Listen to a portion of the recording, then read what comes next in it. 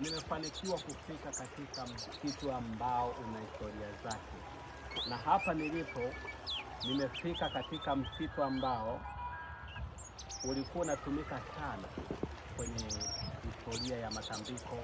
Wachawi wamefanya kazi zao hapa na wamefanikiwa.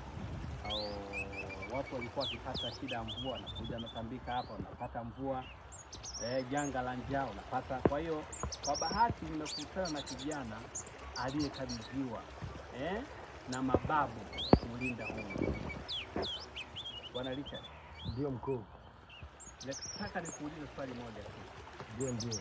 Na ni kwa sababu wewe ni mmoja wa vijana ambao wanaishi katika huu msitu. Ndio. Umeishi hapa miaka sasa. Ndio. Unaelewa nini kati ya hili neno wanaposema nguvu ya pesa na jicho la tatu? Asante kwa kunipa nafasi hii. Mimi navyoelewa fedha na jicho la tatu. Katika fedha, naelewa fedha ni fedha ambayo inatumika katika matumizi ya kawaida, ambao kila mtu anajua kwamba fedha inatumika kununua baadhi ya vitu. Labda katika jicho la tatu, kama unaniruhusu mkuu, naweza nikaeleza kwa namna ambavyo mimi navyofahamu. Ndio, na kuruhusu. Kwa mimi navyofahamu, jicho la tatu ni jicho lisiloonekana kwa jicho la nyama.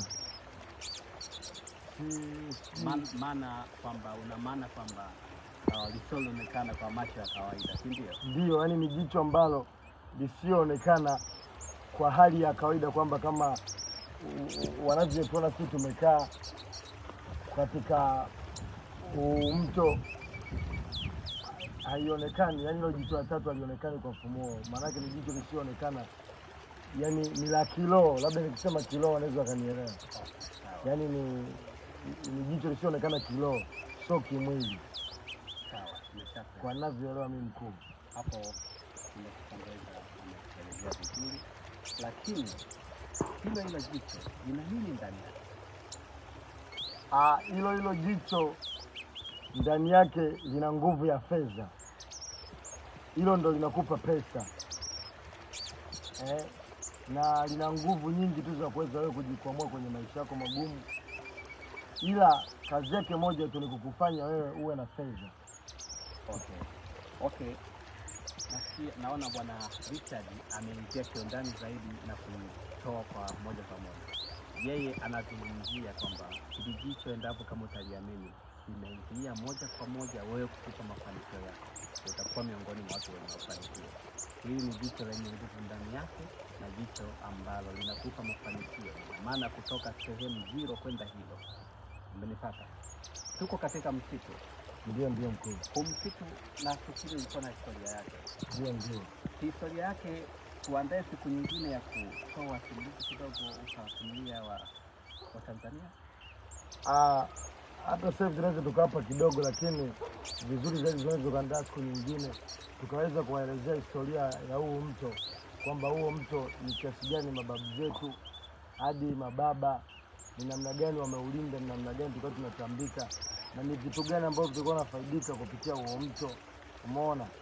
Yaani ni vitu vingi tunaweza kuelezea kuhusiana na huo mto, lakini kama mkuu usipojali unaweza ukaelezea hata kidogo. Nawaachia hapo. Jamani, msisahau kufuatilia katika channel yangu ya YouTube, channel yangu ya TikTok kama hivi, ili msiendelee kukosa mambo mazuri kabisa. Simulizi inayofuata ni kuhusiana na msitu huo ni kwa ajabu, mto wa ajabu na maajabu yake. Tutaonyesha hadi baadhi ya vitu ambavyo vimeachwa na babu zetu ndani ya huu msitu na huu mto. Niko na Bwana Richard, ndiye atakayetuongoza katika msitu kona hadi kona. Tutatuongoza? Mimi nipo tayari kwa sababu ni mazingira ambayo nimekulia na najua vizuri, na mimi ndio mwenyeji wa msitu. Kwa mimi najua vizuri ya mazingira na nitaonyesha kila kitu kinachopatikana kwenye mto. Ni kwamba tu usikose kufuatilia katika YouTube ulioelekezwa na mkuu, ili uweze kujifunza vitu vingi na uweze kubaini vitu vingi vinavyopatikana katika mto, kwa sababu mimi ndio mwenyeji na mzaliwa wa eneo hili. Asante sana. Nashukuru sana. Asante mkuu.